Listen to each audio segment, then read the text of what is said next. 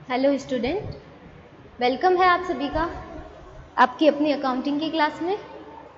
देखिए, हमारा जो टॉपिक चल रहा था जीएसटी में, वो चल रहा था concept and scope of supply. ठीक है, इसमें हमने सप्लाई का जो कंसेप्ट है उसके बारे में देखिए, हमें ये पता चल गया कि सप्लाई जो है जीएसटी के अंदर क्या है, टैक्सेबल इवेंट है। ठीक है, और सप्लाई ही वो चीज़ है जो कि क्या बनाती है, टैक्स का बेस बनाती है। ठीक है, और इसके बाद में हमने क्या देखा कि सप्लाई की तो डेफिनेशन जीएसटी के अंदर नहीं दी है, लेकिन सप्लायर और रिसिपिएंट्स की दे रखी है, क्योंकि ये दोनों मेन एलिमेंट है सप्लाई के। ठीक है, एक क्या करता है, सप्लाई करता है, और एक उसको रिसीव करता है। तो ये हमने देखा था। ठीक है, फिर हमने स्कोप ऑफ सप्लाई, जो पूर्ति का क्षेत्र है, उसके बारे में हमने देखा। तो उसमें जो सबसे पहले हमने देखा कंटेंट ऑफ सप्लाई के बारे में देखा। ठीक है, कि सप्लाई की जो विषय वस्तु है वो क्या है, ये सारे पॉइंट हैं जो हमें सप्लाई के अंदर पढ़ने हैं। ठीक है, सप्लाई का जो स्कोप है वो कितना है, वो इन पॉइंटों के अंदर हमने देखा है। एक तो उसके अंदर आ जाता है कंटेंट ऑफ सप्लाई, मतलब सप्लाई की विषय वस्तु। पॉइंट नंबर सेकेंड आता है activities without consideration treated as a supply. ठीक है, वो पॉइंट सेकेंड के अंदर हम पढ़ेंगे कि ऐसी एक्टिविटीज़ जो कि, या ऐसा कोई भी सप्लाई जो कि बिना कंसिडरेशन हम कहीं पे क्या कर देते हैं, ट्रांसफ़र कर देते हैं, तो उसे भी सप्लाई माना जाता है। ठीक है, फिर बात करेंगे एक्टिविटीज़ और transactions treated as a supply. कुछ एक्टिविटीज़ और ट्रांजेक्शन ऐसे हैं जिन्हें क्लियरली सप्लाई किया गया है, सप्लाई माना गया है। ठीक है, फिर बात करेंगे activities which shall be neither treated as a supply of goods and nor the supply of service. मतलब कुछ एक्टिविटी ऐसी होगी जो कि न तो गुड्स की सप्लाई मानी जाएगी और न ही किसकी मानी जाएगी, न ही हमारे सर्विस की सप्लाई मानी जाएगी। अभी देखिए, ये शेड्यूल फर्स्ट के अकॉर्डिंग, ये शेड्यूल सेकेंड और शेड्यूल थर्ड है सीजीएसटी एक्ट के अंदर। तो देखिए, कंटेंट ऑफ सप्लाई हम पूरा पढ़ चुके थे। इसके बाद में भी है, देखिए कंपोजिट और मिक्स सप्लाई के बारे में हम देखेंगे, और एग्जम्प्टेड सप्लाई जो कि क्या है, इंपॉर्टेंट टॉपिक है, ये भी हम देखेंगे। ठीक है, इसके बाद में देखिए हमने कंटेंट ऑफ सप्लाई को क्या किया था, पूरा समझा था कि इसके अंदर क्या क्या चीज़ें आती है, किसे हम सप्लाई कहते हैं। ठीक है, सप्लाई की जो एग्जैक्ट हमने डेफिनेशन ढूंढने की कोशिश की थी यहाँ पे। ठीक है, यहाँ तक हमने पूरा कुछ देखा था। ठीक है, अब बात करेंगे एक्टिविटीज़ ऑफ शेड्यूल फर्स्ट के अंदर। ये जो शेड्यूल फर्स्ट है ना, ये वाली, इसके अंदर कौन कौन सी एक्टिविटीज़ आती है और किन्हें हमें सप्लाई मानना है। ठीक है, तो आते हैं हम इसके अंदर देखिए एक्टिविटीज़ ऑफ शेड्यूल फर्स्ट। इसके अंदर क्या चीज़ आ जाती है,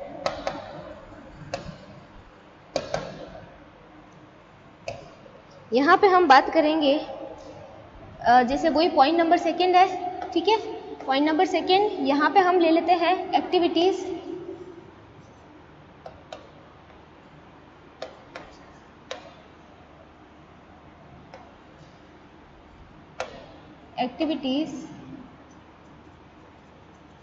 विदाउट कंसिडरेशन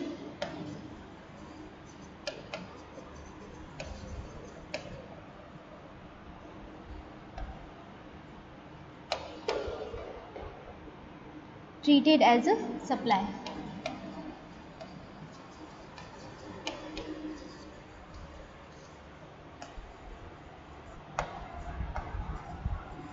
और ये चीज़ आपको बताई गई है किसके अंदर, ये बताई गई है हमें शेड्यूल फर्स्ट के अंदर। किसके अंदर बताई गई है, शेड्यूल फर्स्ट।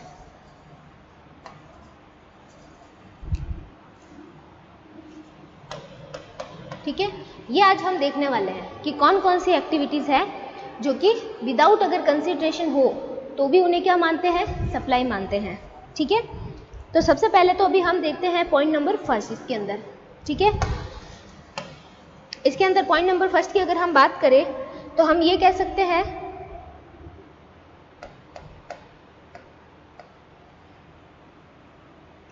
सेल, या फिर हम कह सकते हैं transfer of property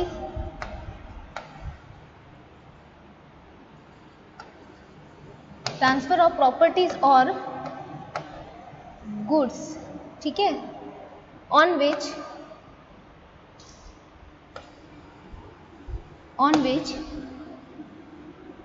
ITC has been received. ठीक है, इसके अंदर देखो क्या आ जाता है, सेल या transfer of properties of goods on which the ITC has been received. देखिए बिना कंसिडरेशन के, ठीक है, बिना कोई प्रतिफल के किसी भी ऐसी वस्तु या किसी भी ऐसी संपत्ति को क्या कर दिया गया हो, सेल कर दिया गया हो या फिर ट्रांसफर कर दिया गया हो, जिस पर किस चीज का बेनिफिट ले लिया हो, जिस पर हमने आईटीसी का बेनिफिट ले लिया गया हो। आईटीसी का मतलब क्या होगा, इनपुट टैक्स क्रेडिट। ठीक है, मतलब जिस पर हमने क्या कर लिया हो, इनपुट टैक्स क्रेडिट का लाभ ले लिया हो, ऐसे किसी भी चीज को या ऐसे किसी भी गुड्स या प्रॉपर्टी को हमने अगर क्या किया है, ट्रांसफर किया है, हस्तांतरित किया है, तो वो भी क्या मानी जाएगी, सप्लाई मानी जाएगी। ठीक है, जैसे फॉर एग्जाम्पल एक पर्सन है जिसका नाम है रमेश। ठीक है, इसको हम एग्जाम्पल से समझते हैं। ये कौन है, ये है रमेश।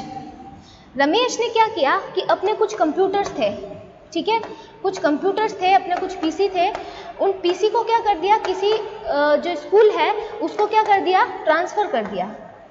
ठीक है, किसी स्कूल को ट्रांसफर कर दिया, किसी स्कूल को दे दिया। ठीक है, बिना किसी कंसिडरेशन के, ऐसे यूज करने के लिए। ठीक है, तो इन पीसी के ऊपर, ये जो पीसी थे इनके ऊपर रमेश ने क्या किया था पता है, आईटीसी का क्या ले लिया था, लाभ ले लिया था। ठीक है, आईटीसी का बेनिफिट लिया था, इनपुट टैक्स क्रेडिट का बेनिफिट लिया था, तो ये भी क्या माना जाएगा, सप्लाई माना जाएगा। ठीक है, हालांकि इसने कोई भी कंसिडरेशन नहीं लिया है, लेकिन फिर भी इसे क्या माना जाएगा, सप्लाई माना जाएगा। ठीक है, तो ये हम वैसे ही एक्टिविटी देख रहे हैं जिसमें कोई भी कंसिडरेशन नहीं होगा, लेकिन फिर भी उसे हमें क्या मानना है, सप्लाई मानना है। तो पहली बात तो क्या आ गई कि ऐसे कोई भी प्रॉपर्टी या कोई माल जिस पर कि क्या लिया गया हो, इनपुट टैक्स क्रेडिट, आईटीसी जो होता है उसका क्या ले लिया गया हो, बेनिफिट ले लिया गया हो, तो ऐसे असेट्स को अगर ट्रांसफर किया है या सेल किया है तो उसे क्या माना जाएगा, सप्लाई माना जाएगा। ठीक है, अब बात करते हैं इसी के पॉइंट नंबर सेकेंड की। पॉइंट नंबर सेकेंड की बात करें तो हम लिखेंगे सप्लाई और goods of service between the related और नॉन रिलेटेड पर्सन। ठीक है, इसी के अगर हम पॉइंट नंबर सेकेंड लिखेंगे यहाँ पे,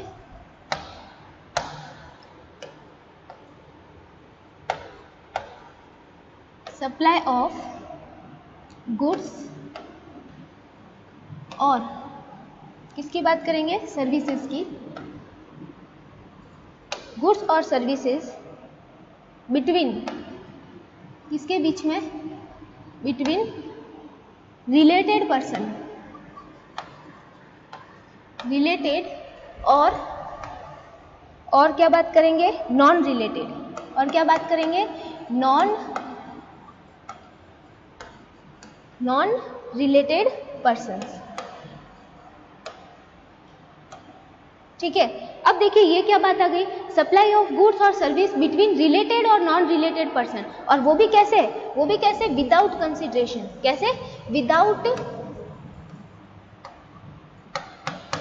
कंसिडरेशन। अब यहाँ पे देखिए, यहाँ पे ये बात आएगी आपके सामने कि जो गुड्स और सर्विस है वो बिना प्रतिफल के, विदाउट कंसिडरेशन किसी रिलेटेड पर्सन को या नॉन रिलेटेड पर्सन को क्या कर दिया गया हो, ट्रांसफर कर दिया गया हो या उसकी सप्लाई कर दी गई हो, तो भी उसे क्या माना जाएगा, सप्लाई ही माना जाएगा। अब यहाँ पे ये बात हमें समझनी पड़ेगी, यहाँ पे दो बात आई है। एक तो बात क्या आई है, रिलेटेड पर्सन, एक बात क्या आई है, रिलेटेड पर्सन आई है।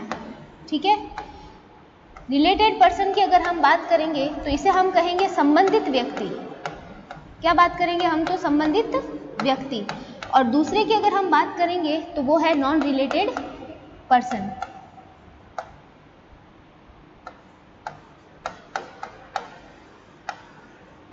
अब देखिए क्या होता है, इसे हम कहेंगे असंबंधित व्यक्ति। यहाँ पे सुनिए, देखिए ध्यान से बात को। हुआ क्या है कि बिना किसी कंसिडरेशन के गुड्स या सर्विस को क्या कर दिया गया है, ट्रांसफर कर दिया गया है अपने खुद के किसी रिलेटेड पर्सन को या फिर किसी नॉन रिलेटेड पर्सन को, ठीक है। लेकिन हुआ क्या है, सप्लाई हुआ है किसका, गुड्स का और सर्विस का, कैसे, विदाउट कंसिडरेशन, ठीक है।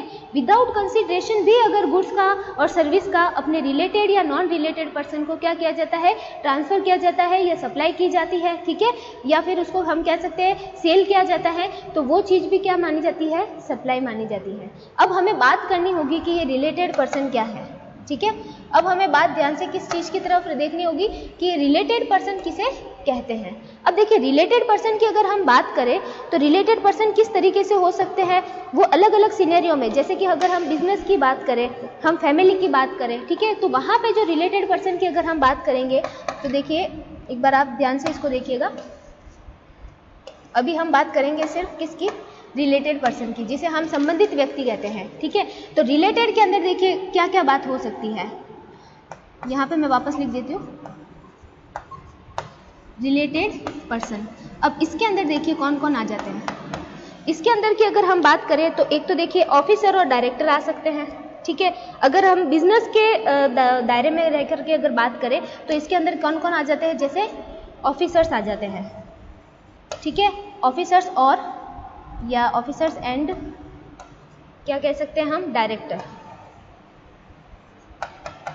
ये आ जाते हैं, ठीक है।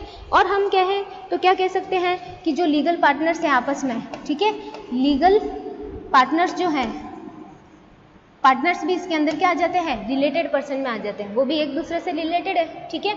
एम्प्लॉयर और एम्प्लॉय आ जाते हैं, कौन आ जाते हैं, एम्प्लॉयर, ठीक है, और कौन आ जाता है, उसका एम्प्लॉय, वो भी रिलेटेड पर्सन माने जाते हैं, ठीक है। एम्प्लॉयर और एम्प्लॉय के बीच में अगर कोई चीज़ या कोई भी गुड्स या सर्विस अगर एक दूसरे को ट्रांसफ़र की गई है विदाउट कंसिडरेशन तो उसे भी हम सप्लाई मानेंगे। लेकिन यहाँ पे एक चीज़ आ जाती है, यहाँ पे एक नई चीज़ आपको ये देखनी पड़ेगी कि यहाँ पर अगर हम बात करें किसकी, गिफ्ट की बात करें, गिफ्ट की बात करें तो अगर कोई एम्प्लॉयर अपने एम्प्लॉय को कोई गिफ्ट देता है, ठीक है, बिजनेस में जो फाइनेंशियल ईयर है उस फाइनेंशियल ईयर के अंदर कोई गिफ्ट देता है तो गिफ्ट जो होता है वो 50,000 रुपये तक क्या होता है, 50,000 रुपये तक क्या होता है, एग्जम्प्टेड होता है, ठीक है। और 50,000 रुपये से ज़्यादा अगर हो गया तो उसको भी क्या मानना पड़ेगा, सप्लाई मानना पड़ेगा, ठीक है। मतलब आप समझ रहे हो क्या मैटर हो रहा है कि एम्प्लॉयर और एम्प्लॉय के बीच में अगर गिफ्ट ट्रांसफ़र हुआ है, ठीक है, अपने एक एम्प्लॉयर ने अपने एम्प्लॉय को क्या दिया है, एम्प्लॉय को दिया है गिफ्ट, और कितने अमाउंट का, 50,000 तक दिया है फाइनेंशियल ईयर के अंदर, ठीक है। तो 50,000 तक का दिया है तब तक तो वो गिफ्ट माना जाएगा। लेकिन जैसे ही 50,000 से क्या दिया जाता है, अबव दिया जाता है, ठीक है, 50,000 से ज़्यादा दिया जाता है तो उस चीज़ को हमें क्या मानना पड़ेगा, सप्लाई मानना पड़ेगा, क्योंकि ये लोग क्या है, ये रिलेटेड पर्सन है, ठीक है, ये क्या है, आपके रिलेटेड पर्सन है, इसलिए समझ में आ रहा है मैटर। तो ये बात है यहाँ पे। अब देखते हैं और रिलेटेड पर्सन में कौन कौन आते हैं। और रिलेटेड पर्सन में देखिए, रिलेटेड पर्सन में फैमिली मेंबर तो आ ही जाते हैं, ठीक है। फैमिली मेंबर अगर कोई एजेंट है तो वो भी इसके अंदर आ जाते हैं। अगर फैमिली मेंबर में हम बात करें तो कौन कौन आते हैं, देखिए फैमिली मेंबर की अगर हम बात करें तो एक तो क्या आ जाता है, एक तो स्पाउस आ जाता है इसके अंदर, ठीक है। स्पाउस जो होते हैं, पति या पत्नी, वो आ जाते हैं, ठीक है। आगे अगर हम और बात करें तो इसके अंदर क्या आ जाते हैं, पेरेंट्स आ जाते हैं, ठीक है, पेरेंट्स आ जाते हैं, ग्रैंड पेरेंट्स भी आ जाते हैं। तो पेरेंट्स की बात करेंगे,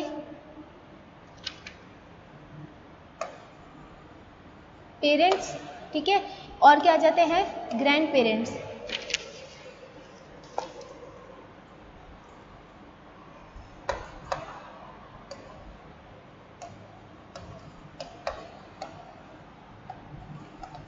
पेरेंट्स और ग्रैंड पेरेंट्स ये भी क्या आ जाते हैं, रिलेटेड पर्सन के अंदर आ जाते हैं, ठीक है। तो रिलेटेड पर्सन वो होते हैं जिनका क्या होता है कि किसी भी पर्सन से क्या होता है, कुछ ना कुछ किसी ना किसी तरीके से क्या हो, रिलेशन हो। अगर बिजनेस की बात करें तो बिजनेस में वो क्या हो सकते हैं, देखिए बिजनेस में वो ऑफिसर डायरेक्टर हो सकते हैं, ठीक है, लीगल पार्टनर हो सकते हैं, एम्प्लॉय एम्प्लॉयर हो सकते हैं। अगर फैमिली की बात करें तो स्पाउस हो सकते हैं एक दूसरे के, ठीक है।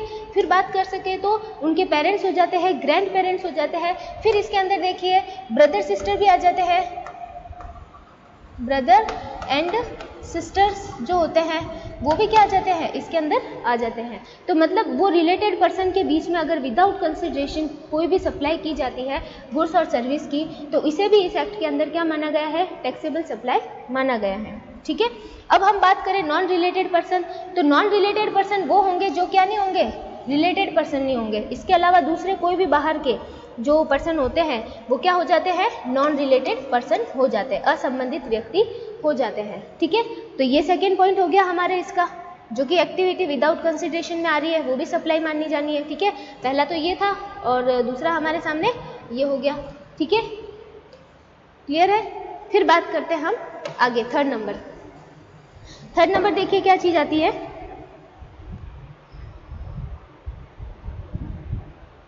अब थर्ड नंबर देखिए, थर्ड नंबर की अगर हम बात करें इसके अंदर, तो थर्ड नंबर इसके अंदर आ जाता है supply of goods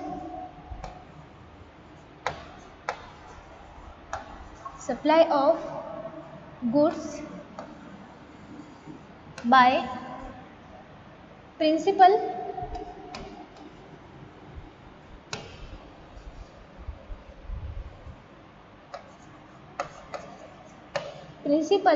to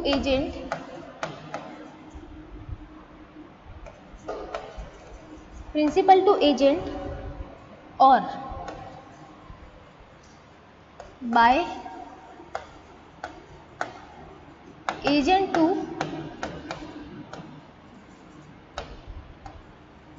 principal. ठीक है, supply of goods by principal to agent और एजेंट टू प्रिंसिपल, और वो भी कैसे, वो भी विदाउट कंसिडरेशन। ठीक है, ये भी बिना प्रतिफल के। तो बिना प्रतिफल के किसी भी प्रधान द्वारा अपने एजेंट को, ठीक है, हिंदी में अगर हम लिखें तो क्या लिखेंगे, प्रधान द्वारा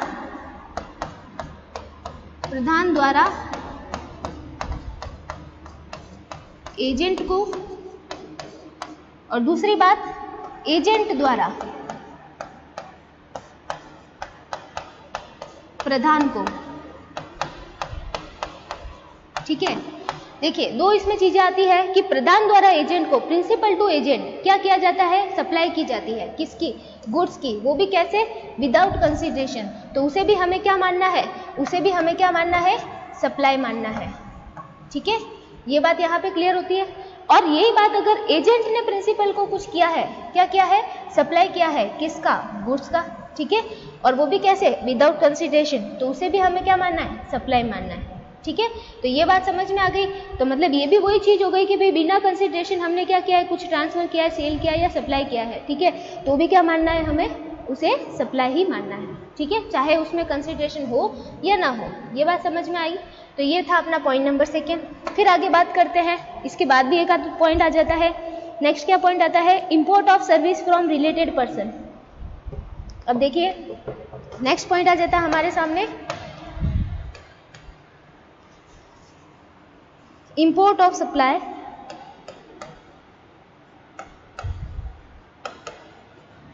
इंपोर्ट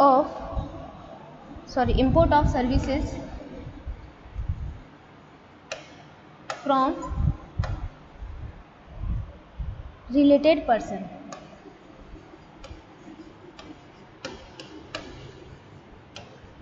देखिए किसी भी रिलेटेड पर्सन से हमने क्या की, सर्विस इंपोर्ट की।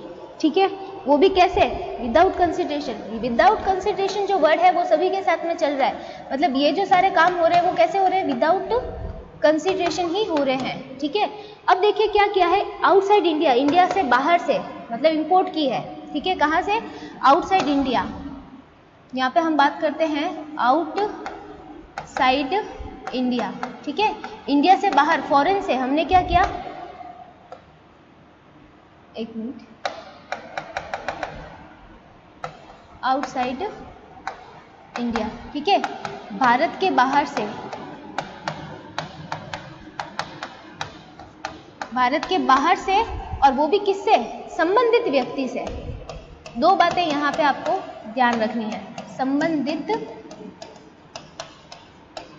व्यक्ति से। ठीक है। भारत के बाहर अपने किसी रिलेटेड पर्सन या संबंधित व्यक्ति से हम क्या कर रहे हैं, इंपोर्ट कर रहे हैं किसी चीज को, क्या कर रहे हैं, इंपोर्ट कर रहे हैं। यहाँ पे वर्ड ध्यान रखना है आपको, क्या कर रहे हैं हम, इंपोर्ट कर रहे हैं। क्या कर रहे हैं, इंपोर्ट कर रहे हैं। क्या कर रहे हैं, आयात कर रहे हैं, ठीक है। मंगा रहे हैं हम, क्या मंगा रहे हैं, सर्विसेज ले रहे हैं, और वो भी कैसे, विदाउट कंसिडरेशन, ठीक है। जैसे सपोजिवली हमारे इंडिया में कोई डॉक्टर साहब है, ठीक है, उसको अपने किसी पेशेंट का क्या करना है, इलाज करना है, लेकिन उसको इस बारे में ज़्यादा नॉलेज नहीं है, तो उन्होंने अपने फॉरेन में बैठे कोई रिलेटेड जो पर्सन है या रिलेटेड उनका कोई फ्रेंड या कोई भी रिलेटिव होगा, तो वो डॉक्टर होंगे फॉरेन में, तो उनसे फ़ोन पे बात करके उन्होंने उसके ट्रीटमेंट को क्या किया है, कंसल्ट किया है, ठीक है। और इसके बदले में उनके जो रिलेटेड पर्सन है ना, उनको उन्होंने कोई भी फीस नहीं दी, ठीक है। जैसे ये हमारे इंडिया के डॉक्टर साहब हैं, ठीक है, डॉक्टर आर, ठीक है। ये हमारे फॉरेन के क्या है, डॉक्टर साहब है, डॉक्टर जे, ठीक है। जेम्स हो सकते हैं, कोई भी हो सकते हैं, ठीक है। इन्होंने क्या किया, इंडिया से बैठे बैठे फ़ोन किया इनको, और इनको कहा है कि मेरा एक पेशेंट है जिसको पर्टिकुलर कोई बीमारी हो गई है, ठीक है। ये पेशेंट है, थोड़ा सा दुखी है, ठीक है, इसको एक बीमारी हो गई है, इनको पता नहीं है कि उसका कैसे ट्रीटमेंट करना है, तो इन्होंने इनसे पूछा, इन्होंने बताया इनको, ठीक है, कि इस तरीके से ये डोज इसमें लगेंगे और आप इनका ऐसे ट्रीटमेंट कीजिए। अब फिर इन्होंने ना इनको कोई भी क्या नहीं दी, कोई भी फीस नहीं दी, फ्री में ही पूछा इन्होंने तो, ठीक है। और इन्होंने तो अपनी सर्विस दी ना इनको, इन्होंने इनको क्या दी, कंसल्टेंसी दी, इनको समझा, इनको बताया, परामर्श दी इन्होंने, तो कोई भी फीस नहीं ली, लेकिन इन्होंने अपनी सर्विस तो यहाँ पे ट्रांसफ़र की, तो इसे भी हमें क्या मानना है, सप्लाई मानना है, ठीक है। क्या मानना है, इसे भी हमें सप्लाई मानना है, क्लियर है। तो यही बात यहाँ पे हम कहना चाहते हैं कि import of supply from related person without consideration, ठीक है, इसे भी हम क्या मानेंगे, सप्लाई मानेंगे। तो ये थी आपकी एक्टिविटीज़, कौन सी, जो कि शेड्यूल फर्स्ट के अंदर बताई गई है आपको। किसके शेड्यूल फर्स्ट में, CGST एक्ट के शेड्यूल फर्स्ट में। ये देखिए, ये शेड्यूल फर्स्ट की बातें थी सारी। शेड्यूल फर्स्ट में क्या बोला था आपको कि विदाउट कंसिडरेशन जो है आप एक्टिविटीज़ करते हो कुछ भी, तो वो भी सप्लाई मानी जा सकती है, ठीक है। एक तो वो जिसके ऊपर आपने ITC ले लिया है, उस गुड्स को या जो भी प्रॉपर्टी उसको ट्रांसफ़र कर दिया बिना कंसिडरेशन के, तो भी आपकी क्या मानी जाएगी, सप्लाई, ठीक है। फिर बात करेंगे हम यहाँ पे, भी सेकेंड बात की थी हमने, अपने रिलेटेड या नॉन रिलेटेड पर्सन को कोई गुड्स या वो दे देते हैं हम, ठीक है, विदाउट एनी कंसिडरेशन, तो वो भी क्या कहलाता है, सप्लाई। फिर बात करेंगे यहाँ पे कि कोई प्रिंसिपल अपने एजेंट को या फिर एजेंट अपने प्रिंसिपल को क्या करता है, गुड्स के सप्लाई करता है, वो भी बिना किसी कंसिडरेशन के, तो वो भी क्या माननी है, सप्लाई, ठीक है। फिर यहाँ पे इंपोर्ट की बात आ गई थी, हम क्या करेंगे, सर्विसेज को इंपोर्ट करेंगे अपने किसी रिलेटेड पर्सन से, जिसको हम जानते हैं, जिससे हमारे कोई अच्छे रिलेशन होंगे या कोई ना कोई टर्म्स होगा हमारा बीच में, ठीक है। तो उससे हम क्या करेंगे कि बात करेंगे और उससे सर्विस ले रहे हैं, ठीक है, तो वो भी बिना कंसिडरेशन के, तो उसको भी हमें क्या मानना है, सप्लाई, ठीक है। ये बात हो गई क्लियर। अब बात करते हैं हम आगे। आगे देखिए, आगे हमारे पास क्या टॉपिक आ जाएगा, आगे देखिए हमारे पास आ जाएगा ये थर्ड नंबर, ये पढ़ चुके अब हम ये भी पढ़ चुके हैं, ठीक है। शेड्यूल फर्स्ट पढ़ लिया, अब हम पढ़ेंगे ये वाली बात। ये क्या बताई गई है, एक्टिविटीज़ और transaction treated as a supply, मतलब कुछ चीज़ें ऐसी है जिन्हें तो सप्लाई मानना ही है भाई, ठीक है, क्लियरली, जो कि सप्लाई की कैटेगरी के अंदर आती होगी, तो वो सारी चीज़ें अभी हम पढ़ेंगे। उन्हें कहाँ डाला गया है, शेड्यूल सेकंड के अंदर, CGST एक्ट के जो भी शेड्यूल सेकंड है उसके अंदर उन्हें डाला गया है, ठीक है। तो ये हम पढ़ेंगे, अभी इसकी हेडिंग लगा लेते हैं, वो हम नेक्स्ट वीडियो के अंदर क्या करेंगे, डिस्कस करेंगे, ठीक है। ये बहुत सारे हैं, इसके अंदर 6-7 तरह की जो सप्लाईज है उसको बताया गया है, तो उसे हम नेक्स्ट वीडियो के अंदर डिस्कस करेंगे। अभी हम इसकी हेडिंग लगा देते हैं या फिर नेक्स्ट वीडियो लेक्चर में लगा लेंगे, ठीक है। तो यहाँ तक आज हमने क्या, देखो फर्स्ट में हमने पढ़ा था कंटेंट ऑफ सप्लाई के बारे में, कि भाई सप्लाई में क्या क्या चीज़ें आती हैं। फिर हमने कुछ एक्टिविटी ऐसी देखी जो बिना कंसिडरेशन थी लेकिन फिर भी क्या थी, सप्लाई थी, ठीक है। अब हम देखेंगे ऐसी एक्टिविटी जो क्लियरली सप्लाई है, ठीक है, जिन्हें सप्लाई को तो सप्लाई में डालना ही पड़ेगा, तो सप्लाई, वो जो सप्लाई है वाकई में सप्लाई है वो देखेंगे हम, ठीक है। फिर इसके बाद में कुछ चीज़ें ऐसी होगी, देखो ये वाला जो पॉइंट है ना, इसमें क्या बताया, कुछ चीज़ें तो ऐसी होगी ही, ठीक है, जो कि न तो सप्लाई गुड्स की मानी जाएगी और न ही सर्विस की मानी जाएगी, मतलब कुछ एक्टिविटी ऐसी है जो किसी भी तरह की सप्लाई की कैटेगरी में नहीं आएगी, वो शेड्यूल थर्ड के अंदर बात करेंगे, ठीक है। तो ये हम देखेंगे नेक्स्ट वीडियो लेक्चर के अंदर, ठीक है। Okay, thank you.